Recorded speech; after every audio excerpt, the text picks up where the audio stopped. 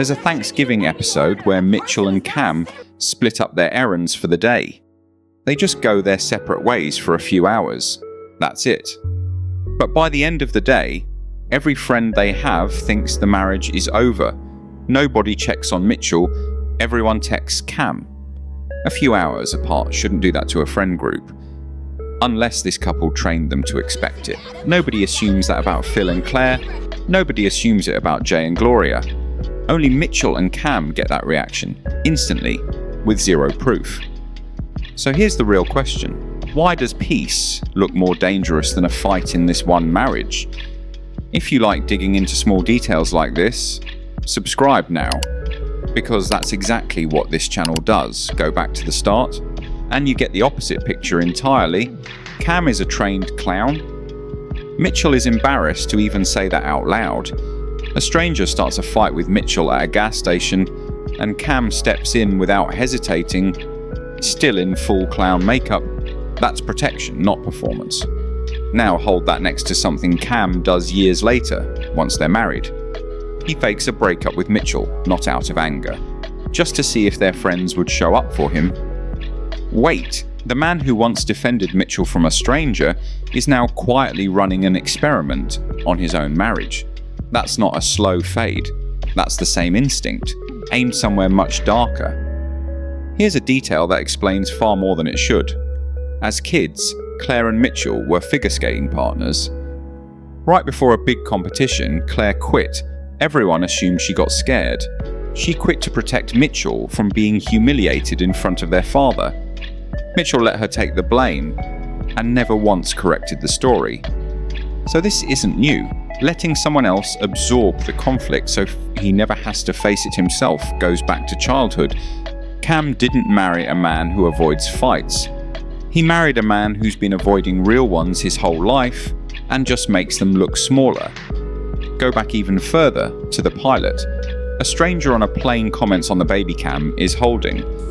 Mitchell hears an insult that was never actually there. He starts a whole speech to the entire cabin, defending a family nobody attacked. Cam just laughs and points at the cream puffs the stranger was actually talking about.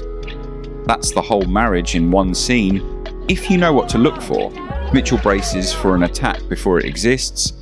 Cam is the one who has to talk him down from it.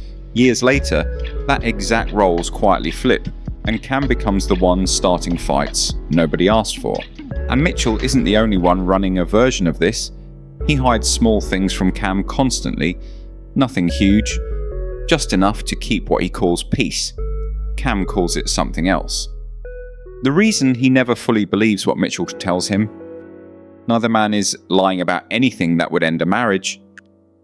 They're lying about small things for years, and that's exactly what makes it dangerous. A big lie gets confronted, a small one just quietly teaches you not to trust the person you married. At their own wedding, a wildfire forces an evacuation. Cam's tux goes missing. Mitchell's mom can't make it because of an injury nobody saw coming. In the middle of all that, Cam's parents are about to end a decades-long marriage. Mitchell and Cam talk them out of it, mid-disaster, without blinking. Two men who snap at each other over dishes just saved someone else's marriage in one afternoon. That should be the proof they still believe in this, except notice what they never do that same day. They never turn that same effort on their own relationship. Fixing someone else's marriage costs nothing. Fixing your own means saying something true out loud. So, what if the fighting was never about love at all? What if it's the opposite? What if fighting is how they dodge the one conversation they're both terrified of? Mitchell grew up in a house where real conflict got buried until someone else absorbed it. Cam grew up needing constant proof that people actually wanted him, not just tolerated him. Put those two men in one house and conflict becomes a tool. It's loud, it's dramatic, and it never once asks the harder question. Do you still want this? Once the noise stops, as long as they're fighting about a fridge, neither of them has to find out. Watch their smallest fights with that in mind, and even the pointless ones snap into focus. Mitchell scolds Cam for the mess he leaves behind. On the surface, that's nothing. It gives them something safe to argue about. instead of the one thing that isn't. Later, Cam does the same thing, uninvited, in someone else's kitchen, just to prove he can be the organised one too. Neither fight is really about mess. Both are stand-ins for an argument neither man wants to actually start. There's a flight, years into the marriage, where they take sleeping pills and get stranded at the airport, barely able to function. They forget their own daughter's name. They write reminders on Mitchell's arm just to track the day. Even half-conscious, with nothing left to perform, they still turn on each other instead of leaning on each other. Lily points this out herself one day, like she's clocked the pattern 100 times. Cam panics first. Mitchell worries too much. Then they fight. A kid noticing that clearly means it's not random. Even in a real crisis, conflict is still the first thing they both reach for, not because it's comfortable, because it's familiar, and familiar beats honest every time. There's a version of this that shows up specifically around Mitchell's family. Cam hates being treated as the less serious parent, not the real one. So he pushes back, he performs strength, fixing things, building things, needing nobody's help. Look closer, and the timing gives it away. He picks that fight right after feeling unseen, never before it. That's not pride. That's a man proving himself to the one person whose opinion he can't fake past. Another argument. Another way to dodge the real sentence. Not every scene between them is this dark, though. Cam once swears he launched a pumpkin clear across a football field. Nobody believes him. So the family actually drives out and tests it. Mitchell doesn't mock him the whole time. He just lets Cam have the moment, true or not. Easy to miss in a show full of shouting, but it proves the softness never fully left. It just got buried under everything else they used to avoid the harder conversation. Now look at the finale with all of this sitting there. Cam gets his dream job, coaching football, back in Missouri. Mitchell has said more than once that he hates the Midwest. He moves anyway.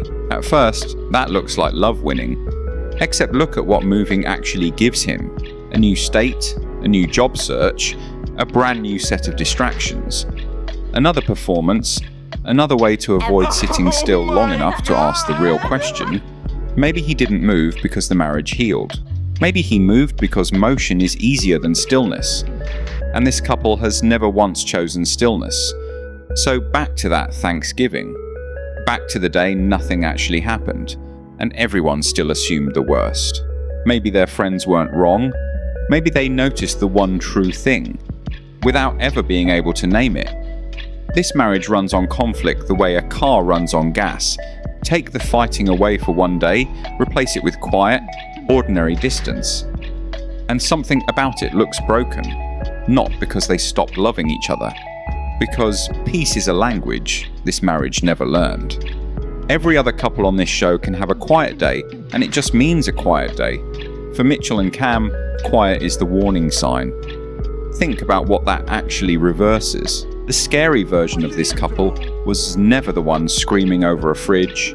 It was the one sitting in complete silence, doing nothing, saying nothing, needing nothing to argue about. That version never shows up on this show. Maybe that's the real reason. The dark reality was never that this marriage might end. It's that they built one where they never have to find out. As long as they keep fighting, they never have to face what's underneath it. Maybe that's what actually holds them together. Not the love, exactly, though that part is real too. The fact that neither one has ever had to survive the silence long enough to test it. I'd love to know what you think that says about them. If you made it this far without pausing once, that alone tells you this marriage got under your skin the same way it gets under theirs.